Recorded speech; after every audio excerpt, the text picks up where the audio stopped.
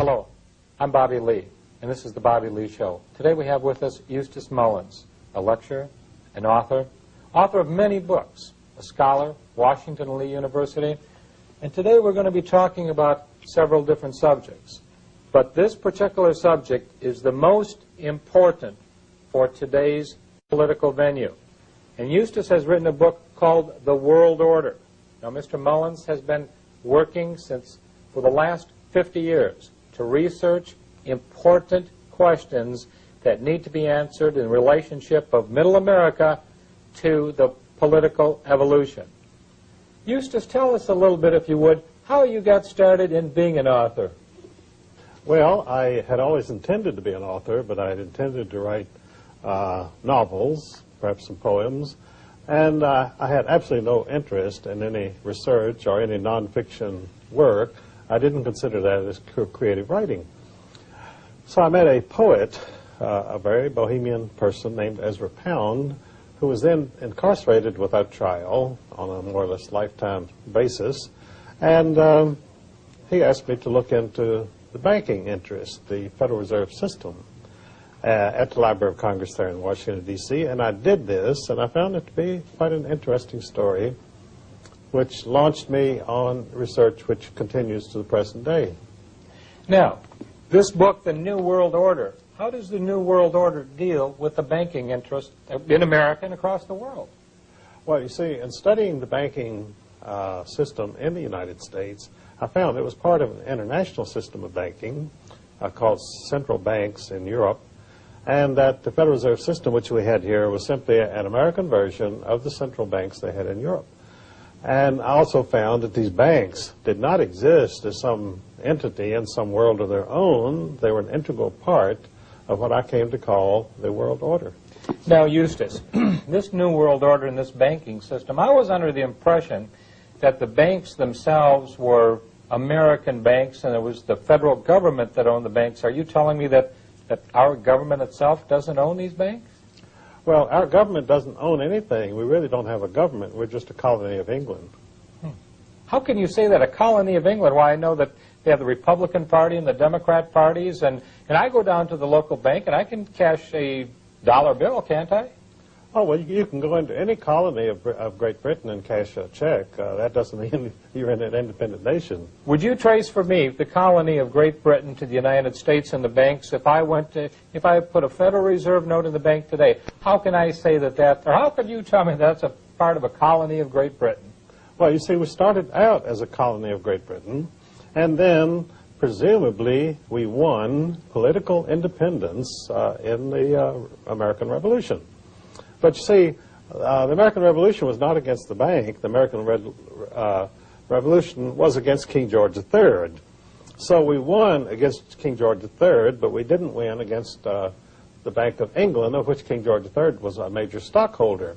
So King George lost this wonderful colony over here, but he retained the banking control and continued to get his interest and his profits from his American colony, just as before.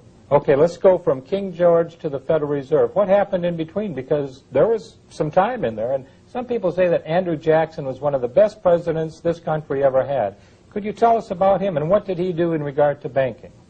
Well, you see, immediately after the Revolution, when we had our wonderful independence and we could have the 4th of July and shoot off firecrackers and still pay interest to the Bank of England, which no one seemed to mind because they didn't know about it.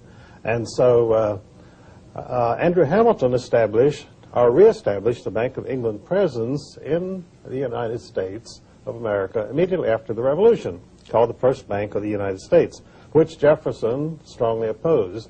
And when Jefferson became president, he refused to renew the charter of this foreign central bank, the First Bank of the United States, so it went out of existence. And in revenge for that, England declared war on us, and we had the War of 1812, which was simply a banking war. Of course, you won't read that in any history book in England or in the United States. They tell you that American seamen were being impressed by the British Navy. They would stop American ships and impress American seamen.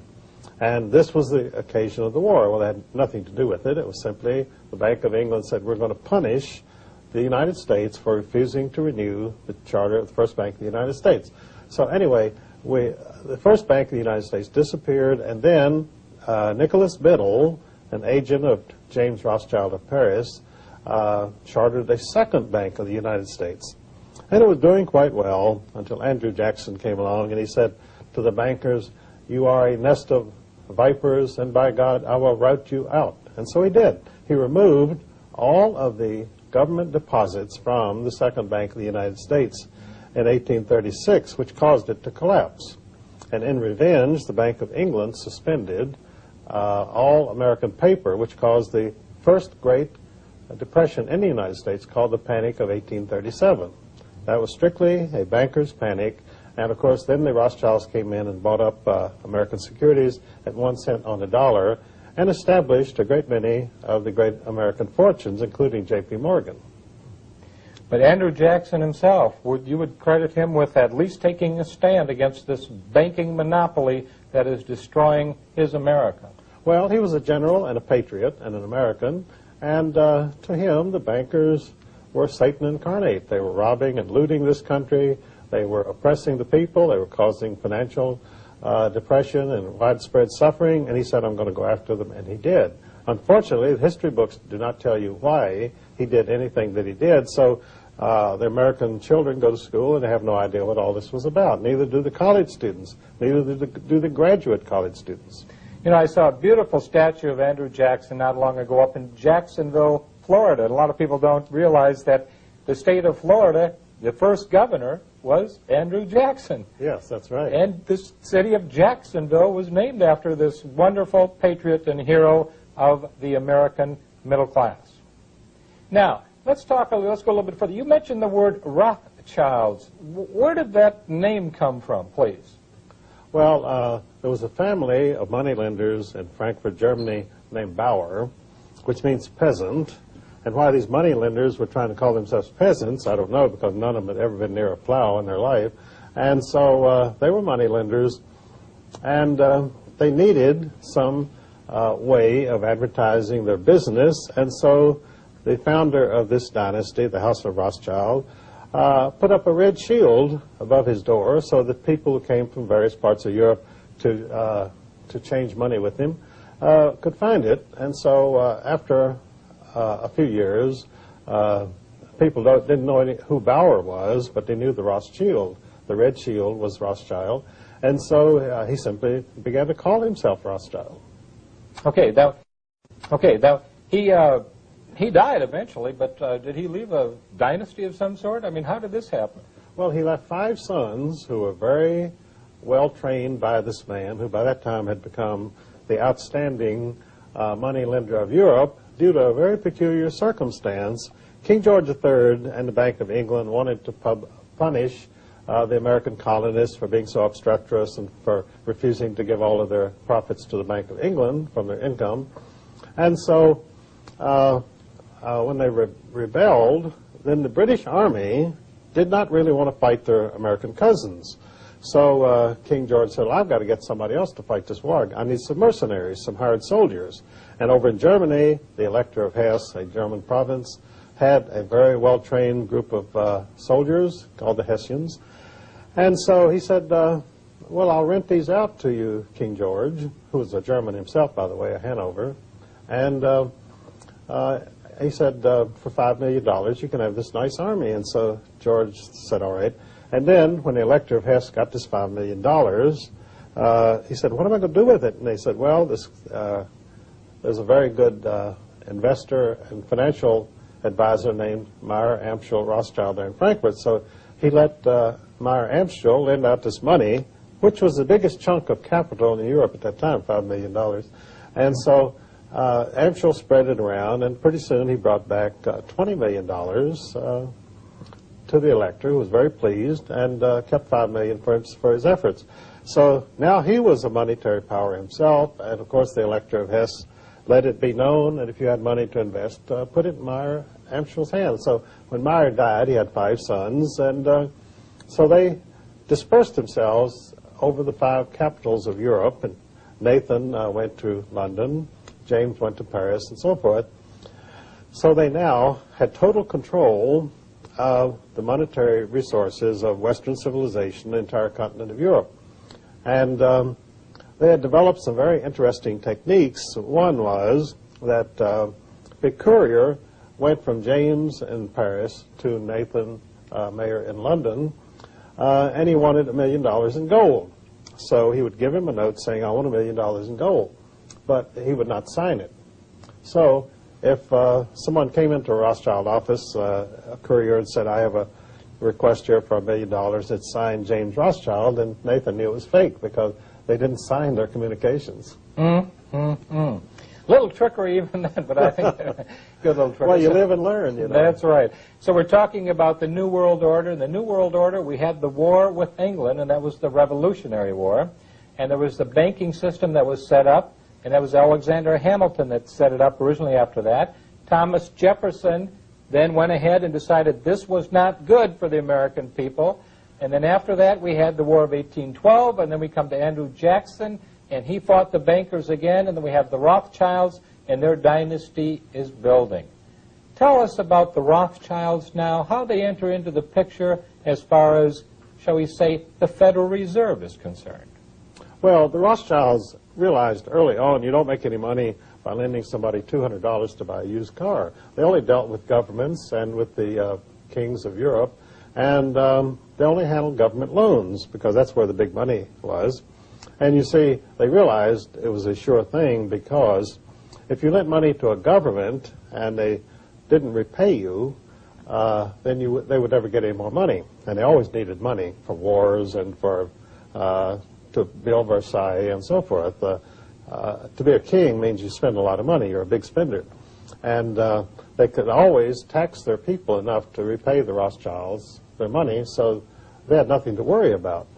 And so by 1880, the Rothschilds really owned all of Europe, and they owned a large part of the United States secretly because they always advertised and promoted the idea that the Rothschilds had no activities in the United States, and they did not because they worked through August Belmont, who was their named representative, and they also worked through J.P. Morgan and Kuhn Loeb Company, which were their secret representatives.